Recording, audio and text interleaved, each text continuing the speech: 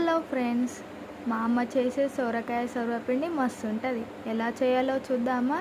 ముందుగా సగం సొరకాయని మిక్సీ పట్టుకోండి.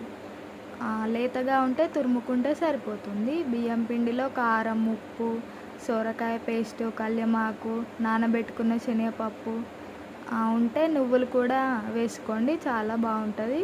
కొత్తిమీర, కల్యమాకు, ఉల్లాకు కూడా ఉంటే వేసుకోవచ్చండి, చాలా బాగుంటుంది. ఇవన్నీ మిక్స్ చేసుకొని తర్వాత అందులో వాటర్ యాడ్ చేసుకుంటూ మంచిగా కలుపుకోండి. మనం బిళ్ళ ఒత్తుకునే విధంగా పిండి కలుపుకోండి. తర్వాత సర్వపిండి గిన్నెలలో ఆయిల్ అప్లై చేసి సన్నం బిళ్ళలా ఒత్తుకోవాలి. ఫస్ట్ వీటికి ఆయిల్ ఎక్కువ వేసుకోవాలి, తర్వాత కాస్త తగ్గించుకుంటే సరిపోతుంది. ఫస్ట్ రౌండ్కి ఆయిల్ ఎక్కువ వేసుకోండి.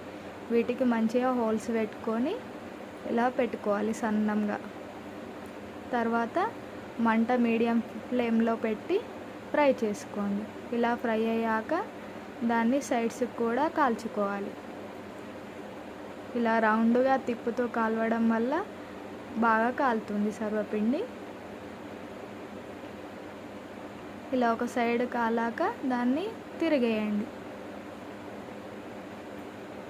అంతేనండి, తెలంగాణ స్పెషల్ సొరకాయ సర్వపిండి రెడీ. మీరు ట్రై చేసి టేస్ట్ ఎలా ఉందో కామెంట్ చేయండి.